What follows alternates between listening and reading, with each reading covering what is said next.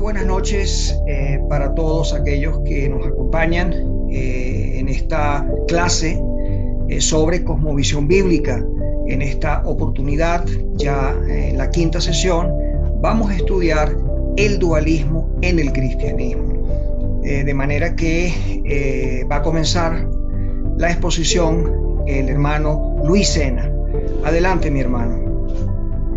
En esta noche vamos a iniciar con un tema, el dualismo en el cristianismo, la parte primera, como camino hacia nosotros entender la presencia y el impacto del dualismo dentro del cristianismo evangélico contemporáneo. Pero no podíamos tratar ese tema y analizar ese tema en el evangelicalismo contemporáneo, si no nos vamos a la historia de la iglesia, y no nos vamos a ir a la historia del judaísmo, sino a la historia de la iglesia, para ver que el dualismo es una especie de bacteria o parásito que ha estado pegado al cristianismo desde el inicio, tratando de distorsionar la revelación de Dios y tratando de distorsionar la vida y el testimonio del pueblo. Entonces, a modo de introducción, texto que hemos utilizado como base, como recurrente para el tema de cosmovisión, Proverbios 23, 6 y 7. No comas pan con avaro, ni codicies sus manjares, porque cuál es su pensamiento en su corazón, tal es él. Coma y bebe, te dirá, mas su corazón no está contigo. Entonces, hasta ahora hemos estudiado que las cosmovisiones no son solamente la plataforma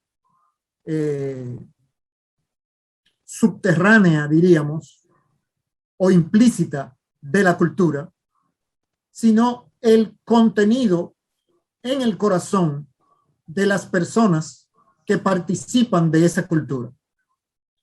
O sea que una cosmovisión no es simplemente un contenido de ideas externas a las personas, sino que es el contenido de ideas que las personas tenemos en el corazón. Y ese es el sentido que en la escritura tiene el concepto de cosmovisión. El dualismo distorsiona nuestra lectura de las escrituras e impide una vida de obediencia total. Pero el efecto más devastador del dualismo es que necesita una doble lealtad. Nos fuerza a servir a dos amos. Y nosotros sabemos que el Señor Jesucristo enseñó que ninguno puede servir a dos amos. No es que no debe, no se puede, no se puede. Por lo tanto, cuando hablamos del dualismo evangélico, estamos hablando de que el pueblo evangélico está necesariamente menospreciando o a Jesucristo o al mundo, pero no puede servir a ambos. Y el dualismo lleva a fuerza a la persona a esa doble lealtad. Por eso es tan nocivo y desintegrador de la unidad de la cosmovisión bíblica y del reino de Dios.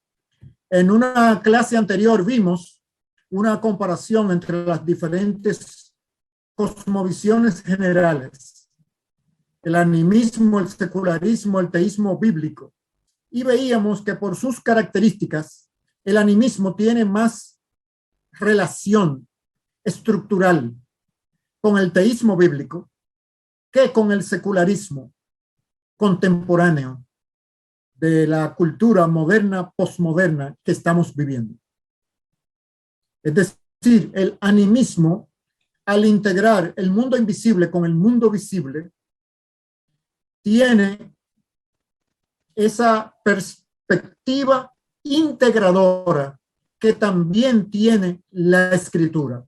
Por supuesto, el animismo concibe a Dios o los dioses dentro de la creación, y el teísmo bíblico nos enseña que en sustancia y naturaleza Dios es diferente de la creación, pero que en términos relacionales y de diseño, Él está íntimamente relacionado con su creación, y que la creación tiene tanto aspectos invisibles como aspectos visibles. Un evangelio dualista que separa el mundo visible del mundo invisible no está en coherencia, no está alineado, no es fiel a la palabra de Dios, es infiel a la palabra de Dios, está fuera de la estructura que Dios ha revelado para que nosotros entendamos el cosmos. Una definición que podemos dar al dualismo cristiano es que es la creencia de que la buena creación de Dios está estructuralmente divididos y desconectados, y que Dios está trabajando para salvar el ámbito espiritual y destruir el físico y el social. Por eso, las iglesias evangélicas se concentran tanto y hablan de evangelismo, de misiones, de vida espiritual, de devocional, estudio bíblico, teología, etcétera, y de una manera práctica menosprecian los aspectos físicos y sociales. Digo de una manera práctica porque de una manera teológica la mayoría de las iglesias tienen una teología integrada, pero su práctica no es coherente con esa teología. Es decir, muchas tienen una ortodoxia, pero no tienen una ortopraxis. Debido a la herencia reformada, muchas iglesias de esa tradición formulan en su teología una integración teológica que en sus prácticas ministeriales como comunidades de fe no lo reflejan. Para tener una idea coherente, cuando hablamos de cristianismo o hablamos del reino de Dios promovido por el pueblo de Dios, vamos a reflexionar sobre esta definición del teólogo holandés Herman Bavinck. ¿Qué es? ¿Cómo pudiéramos definir el cristianismo o el reino de Dios presente en el mundo? ¿Cuál es su principio, su definición? Dios el Padre ha reconciliado consigo mismo su mundo creado pero caído a través de la muerte de su Hijo, y lo está transformando en el reino de Dios por medio del Espíritu Santo. Aquí tenemos una definición trinitaria del cristianismo, una definición trinitaria de la misión que el Señor Jesucristo ha encomendado a su pueblo, y a la vez contiene una serie de elementos que definen una cosmovisión bíblica correcta. El dualismo contrasta con la perspectiva cristiana reformada, y vamos a ver por qué hacemos aquí la distinción de perspectiva cristiana reformada más tarde. Y vamos a citar a Albert Walters en este momento. La cosmovisión reformada toma todos los términos de esta confesión, la que vimos descrita por Bavinck, de esta confesión trinitaria ecuménica, en un sentido universal y todo abarcador. O sea, todos los términos que aparecen en esa definición, la perspectiva reformada de la cosmovisión bíblica los considera en un sentido universal y abarcador. Los términos reconciliado, creado, caído, mundo, renovar, reino de Dios son entendidos como teniendo un alcance cósmico. En principio, nada aparte de Dios mismo cae fuera del rango de estas realidades de la religión bíblica. Esto es importante porque todas las perspectivas dualistas dividen la buena creación de Dios. Sin embargo, una perspectiva bíblica fiel ve todos los elementos de la descripción que Dios hace de la realidad como teniendo un alcance cósmico y total. Todas las otras cosmovisiones cristianas, o sea que ya estamos hablando dentro del teísmo bíblico, hay variantes que restringen el alcance de cada uno de estos términos, entendiéndolos como aplicable únicamente a un área delimitada del universo de nuestra experiencia, usualmente llamada religiosa o sagrada, lo cual es característico dentro de la teología y prácticas evangélicas, hablar de lo sagrado y de lo secular. Lo sagrado relacionado a la iglesia y al mundo espiritual, y lo secular relacionado a la sociedad, al mercado y a la naturaleza. Todo lo que cae fuera de esta área delimitada, según el dualismo, es considerado como mundano, secular, natural o profano. Todas estas teorías de dos ámbitos no son más que variantes de cosmovisiones dualistas. O sea que dentro del teísmo bíblico, muchas de sus variantes son eminentemente dualistas. Esto es una cita del libro La creación recuperada. Ahora, una perspectiva bíblica fiel enseña que la gracia renueva a la naturaleza. Esto es, la redención en Jesucristo significa la restauración de una creación original, de ningún elemento nuevo dentro de la creación, sino la restauración del orden de la creación original, evaluada por Dios como buena en gran manera. La salvación, entonces, es el rescate de esa creación que ha sido trastornada por el pecado. No el agregando gracia a una creación caída, sino restaurando las condiciones originales de esa creación. Las diferentes manifestaciones históricas del cristianismo difieren en su entendimiento del teísmo bíblico, como acabamos de describir.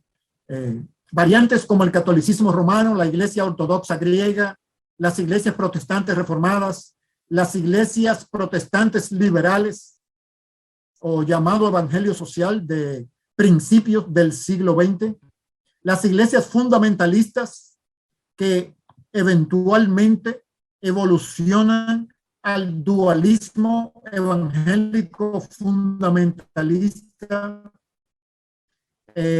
Todas ellas plantean variantes dentro del teísmo bíblica. Tenemos que hacer referencia a cuál perspectiva histórica estamos hablando, porque diferentes manifestaciones dentro del cristianismo mismo han aparecido.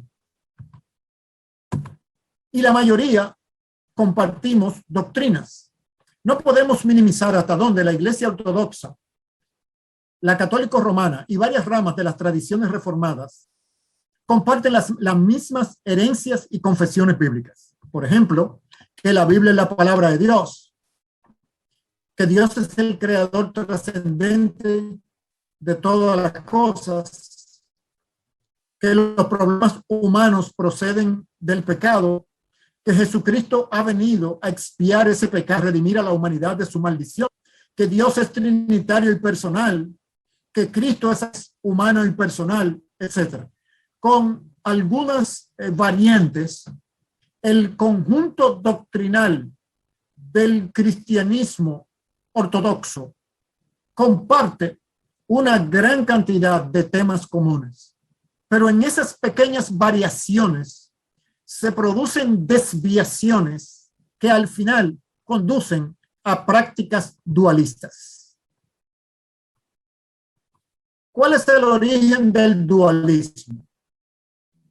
Por lo menos en Occidente y relacionado con el cristianismo, tenemos que hablar de Platón.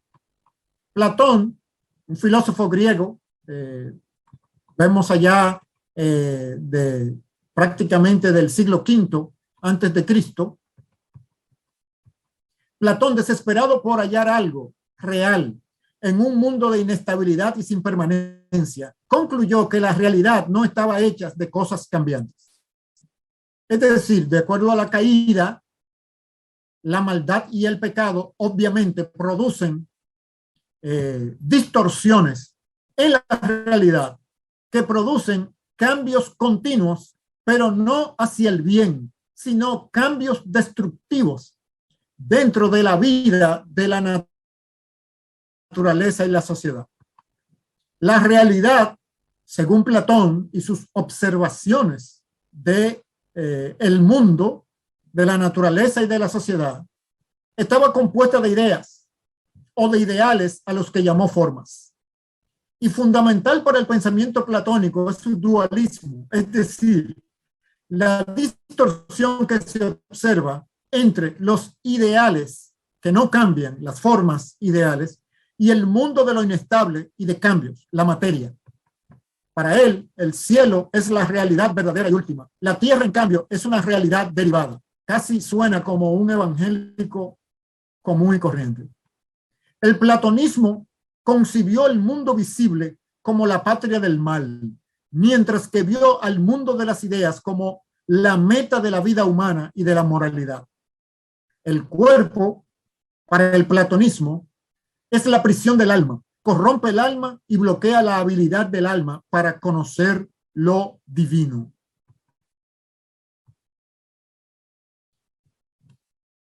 Platón tuvo mucha influencia dentro del mundo griego y dentro del mundo helenista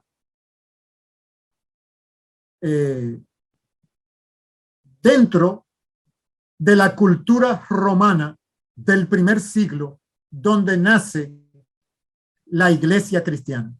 Es decir, la iglesia, al salir de un judaísmo distorsionado por las enseñanzas rabínicas, entra en un mundo no puro, sino contaminado por las ideas greco-romanas.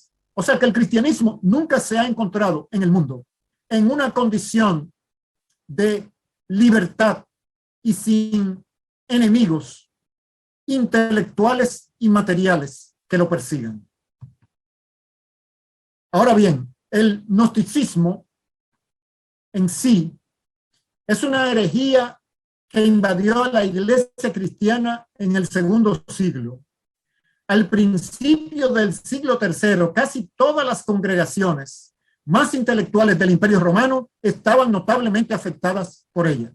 Fíjense lo que el diccionario teológico de Harrison dice, que muy temprano el cristianismo fue infiltrado por esta herejía del gnosticismo.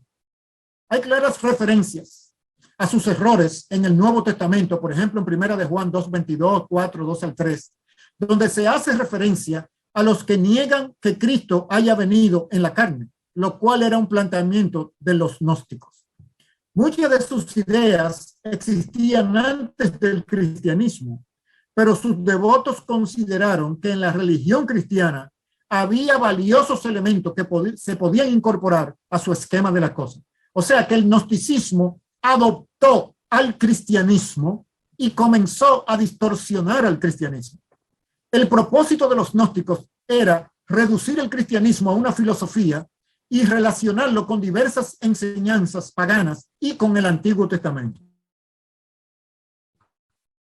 Los gnósticos pretendían un conocimiento especial, esotérico o secreto, que solamente podían tenerlo el segmento de la humanidad que era espiritual o neumática, hablando de la palabra griega para espíritu, neuma.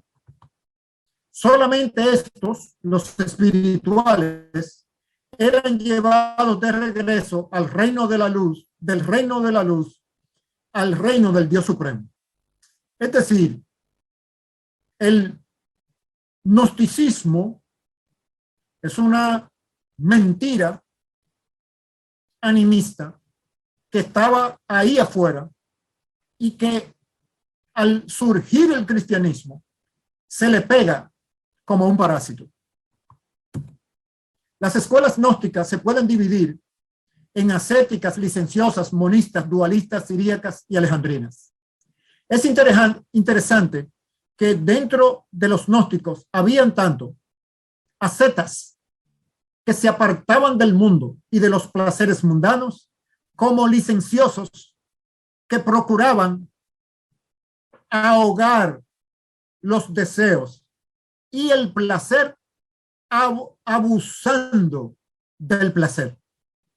Todo lo contrario de los ascéticos. Y habían toda una variante dentro de sus filosofías. O sea que no era un todo unitario. En su conjunto se pueden describir como un número de escuelas de filosofía oriental que adoptaron la idea de una redención por medio de Cristo y al cual incorporaron otros elementos como el judaísmo, el helenismo y el cristianismo. En general, todas las escuelas gnósticas enseñaban que la materia era completamente mala y esto era irreversible. Su doctrina representa un dualismo oriental. Proponían una lucha constante entre el bien y el mal, la vida y la muerte, la materia y el espíritu. Uno de los gnósticos más antiguos fue Cerinto, contemporáneo del apóstol Juan en Éfeso. El más cristiano de los gnósticos fue Marción de Sinope. Hay una anécdota del apóstol Juan que, estando en uno de los baños públicos de Éfeso, le dijeron que el hereje Cerinto estaba en los baños y él inmediatamente salió y se fue de ahí por no compartir ni el agua del baño público con ese hereje. Eso es un rasgo de la tradición cristiana. Ahora, ¿cómo se desarrolla el dualismo dentro del cristianismo? Durante la iglesia primitiva, el dualismo griego extremo fue el clima intelectual dentro del cual la fe de la iglesia primitiva había de proclamarse y formularse. ¿Cómo se relacionaría la iglesia con esta cosmovisión helenista? Osciló entre varios extremos, entre un rechazo abierto, por ejemplo en Tertuliano, o un acomodo consciente en Justino Mártir. Para los siglos III y IV, la postura que gobernó el pensamiento de los líderes cristianos, como Clemente, Orígenes de Alejandría y Basilio de Cesarea, fue la aceptación de la filosofía griega como preparación para la teología cristiana, como un entrenamiento para la más alta tarea de la exégesis bíblica. En otras palabras, como si filosofía griega fuera el equivalente de racionalidad y lógica creacional por parte de Dios. Es decir, estos padres de la iglesia entendieron, o mal entendieron, que la lógica contenida en la filosofía griega era lógica creacional. No, era lógica pagana, proveniente de las distorsiones paganas de las religiones griegas. Una figura preponderante dentro de la historia del cristianismo, con sus sombras y sus luces, fue Agustín de Hipona, que vemos que estuvo en el siglo IV y V, entre el siglo IV y V. Agustín de Hipona tuvo una perspectiva respecto del cuerpo y del alma del ser humano que eran neoplatónicas. Agustín no veía a la persona humana como una totalidad. En cambio, habla del alma racional que habita en el cuerpo. Consecuentemente, son los asuntos del alma los que merecen máxima atención, según Agustín. Agustín creyó en una división entre la esfera de lo eterno o espiritual y la esfera de lo temporal o material, muy parecido al dualismo evangélico contemporáneo. El conocimiento para él era precisamente una cuestión del alma, primariamente una cuestión del alma. La percepción sensorial podía ser real, lo que los sentidos captan, pero no como fuente de conocimiento para un entendimiento último de la realidad natural que está allá afuera. No solo la fe tenía prevalencia sobre la razón, sino que la única tarea válida de la razón para Agustín era la de prepararnos para la fe y luego ayudarnos a entender la fe. Agustín es el padre espiritual del cristianismo medieval. La cosmovisión agustiniana es eminentemente eclesiastizada, esto es, la iglesia dominando toda la sociedad. Para Agustín, la esfera de la gracia está limitada a la vida espiritual y a la iglesia, y esta era vista como la guardiana de la vida espiritual. Por eso, el desarrollo del papado y la pugna con los poderes políticos temporales de los reyes de las naciones europeas, principalmente en la parte occidental del Imperio Romano durante la Edad Media, porque la Iglesia católico romana se adjudicaba y se adjudica todavía en su conceptualización teológica como la guardiana de la vida espiritual y se identifica como el reino de Dios, la iglesia institucional como el reino de Dios. El dualista ve todo el orden social en función de instituciones y clases más altas o más bajas. La iglesia católica afirmó constantemente su superioridad sobre el Estado secular. Esta idea de las instituciones como más altas o más bajas es una característica de la cosmovisión latinoamericana por nosotros haber sido colonizados por el pensamiento de la Iglesia Católica de la Contrarreforma, es decir, el catolicismo medieval penetra en la cosmovisión latinoamericana a través de la teología y prácticas del catolicismo romano. Por eso, nuestras sociedades son tan jerárquicas y formulan siempre la sumisión del individuo a las instituciones, sean estas de la sociedad en general o de la iglesia como institución. Es decir, el creyente sometido a la iglesia. Es un principio católico romano medieval.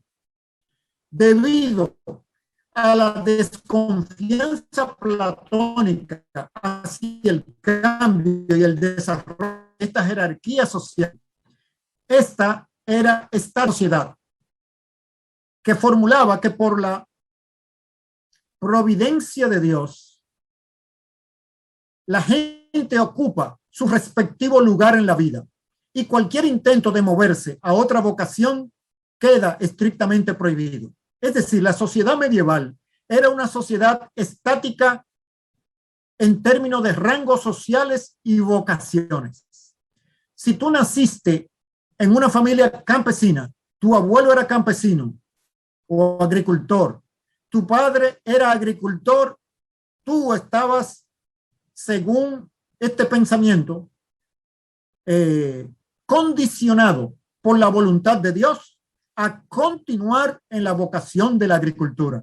Intentar transformarte en un artesano o en un militar o en otra vocación era contravenir la voluntad de Dios, porque Dios había estructurado los roles y las vocaciones de las personas en la sociedad. Ese era el pensamiento temprano del cristianismo medieval. Otra figura ya en el desarrollo más avanzado de la Edad Media y del cristianismo católico romano es Tomás de Aquino. En la Edad Media tardía surgió otro movimiento filosófico que intentó hacer hincapié en el lado de la vida horizontal y natural, aunque dentro del marco de referencia dualista. Es decir, Agustín separaba verticalmente lo eterno de lo temporal. Tomás de Aquino hizo un esfuerzo por integrar lo horizontal, la naturaleza y el valor que la palabra de Dios le da a la naturaleza. Sin embargo, se quedó corto y lo formuló en un marco dualista. A través de las cruzadas, el cristianismo occidental había entrado en contacto con la filosofía de Aristóteles. Durante los siglos XII y XIII, sus textos, adquiridos a través del contacto con el Islam, fueron traducidos con frenesí en la cultura occidental. El atractivo de Aristóteles fue su empirismo. Sus escritos sobre lógica, física, medicina y biología entusiasmaron a los europeos que se habían estado limitados a la esfera de lo eterno por la teología agustiniana y de otros por tanto tiempo. Mientras que Agustín hizo hincapié en la condición caída de la humanidad y de la naturaleza, Aquino hizo hincapié en la bondad de los seres humanos como criaturas, obviamente distorsionando la enseñanza bíblica de la caída. Y esto tuvo consecuencias para la formulación de su teología. Aquino afirmó a la razón como una guía verdadera, aunque insuficiente para alcanzar la verdad en cuanto a nuestra experiencia con el mundo natural. Con esta afirmación de la razón, Aquino refrendó la validez de la vida natural y social. Aquino afirmó la naturaleza, pero en un marco de referencia dualista. Según Aquino, la humanidad fue creada con un alma racional en unión con un cuerpo físico, pero también capacitada con un don supernatural de gracia. Ese don, dado en la creación, es lo que le permitió conocer y amar a Dios. Es decir, Dios, según Aquino, Dios creó un ser humano finito, el cual necesitaba una infusión de gracia sobrenatural para la comunión con su creador. Y al caer en pecado, perdió ese don supernatural de la gracia. La caída en el pecado significó en primer lugar la pérdida de ese don. La racionalidad humana en relación con la realidad natural y con la ley natural quedaron intactas, aunque debilitadas. O sea que aquí nosotros vemos una dualidad en Tomás de Aquino respecto del valor de la razón en relación a la condición caída del ser humano. Aquino fue aristoteliano en la esfera de la naturaleza y cristiano en la esfera de la gracia, reflejando obviamente el dualismo característico de su teología y de la cosmovisión teísta que se desarrolló en la ya Edad Media tardía. La perspectiva de Aquino tocante a la relación del evangelio con la vida fue que la gracia funciona como un don sobreañadido a la naturaleza humana, lo cual no es bíblico. Como nosotros vimos al inicio, la gracia restaura, no añade a la naturaleza creada por Dios. ¿Cuáles son algunas de las consecuencias de este pensamiento dualista dentro de la iglesia primitiva y de la Edad Media? Según Francis Schaeffer, según Aquino, la voluntad del hombre estaba caída, pero no lo estaba su intelecto. Es de este concepto incompleto de la caída bíblica que emanaron todas las dificultades que se proyectarían después en la civilización de Occidente y a través de los movimientos racionalistas que combatieron al cristianismo de la Reforma y que eventualmente llevaron al modernismo y a ahogar el desarrollo del cristianismo en Europa y Norteamérica. El intelecto del hombre quiso ser autónomo. El hombre se declaró independiente, autónomo. Es decir, ya aún como cristianos, se podía pensar independientemente de la revelación bíblica, porque la razón humana era autónoma, porque no estaba caída, porque no fue afectada por el pecado. Una de las consecuencias fue el desarrollo de la teología natural. La teología natural es una reflexión teológica que puede emprenderse independientemente de las escrituras. Es decir, tratar de razonar la existencia de Dios sin necesariamente tener apoyo en la revelación bíblica.